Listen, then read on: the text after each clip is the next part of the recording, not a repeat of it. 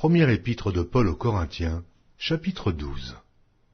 Pour ce qui concerne les dons spirituels, je ne veux pas, frères, que vous soyez dans l'ignorance. Vous savez que lorsque vous étiez païens, vous vous laissiez entraîner vers les idoles muettes, selon que vous étiez conduits. C'est pourquoi je vous déclare que nul, s'il parle par l'Esprit de Dieu, ne dit « Jésus est anathème », et que nul ne peut dire « Jésus est le Seigneur » si ce n'est par le Saint-Esprit. Il y a diversité de dons, mais le même Esprit. Diversité de ministères, mais le même Seigneur. Diversité d'opérations, mais le même Dieu qui opère tout en tous. Or, à chacun la manifestation de l'Esprit est donnée pour l'utilité commune.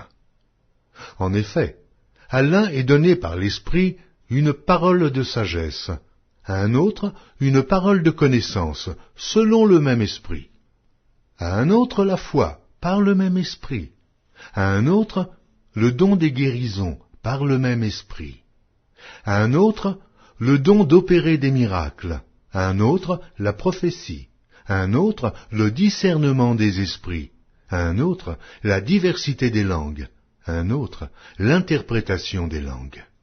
Un seul et même Esprit opère toutes ces choses, les distribuant à chacun en particulier, comme il veut.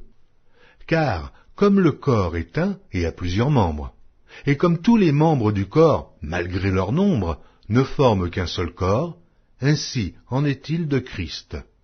Nous avons tous, en effet, été baptisés par un seul esprit, pour former un seul corps, soit juif, soit grec, soit esclave, soit libre, et nous avons tous été abreuvés d'un seul esprit.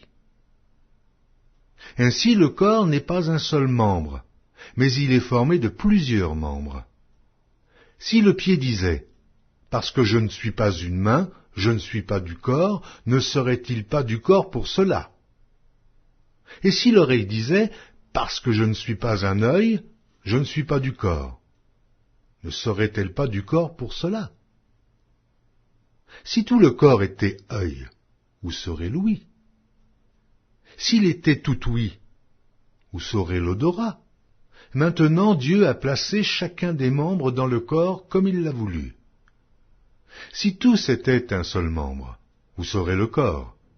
Maintenant donc, il y a plusieurs membres, et un seul corps. L'œil ne peut pas dire à la main « Je n'ai pas besoin de toi », ni la tête dire aux pieds « Je n'ai pas besoin de vous ». Mais bien plutôt, les membres du corps, qui paraissent être les plus faibles, sont nécessaires. Et ceux que nous estimons être les moins honorables du corps, nous les entourons d'un plus grand honneur. Ainsi, nos membres les moins honnêtes reçoivent le plus d'honneur, tandis que ceux qui sont honnêtes n'en ont pas besoin. Dieu a disposé le corps de manière à donner plus d'honneur à ce qui en manquait, afin qu'il n'y ait pas de division dans le corps, mais que les membres aient également soin les uns des autres. Et si un membre souffre, tous les membres souffrent avec lui.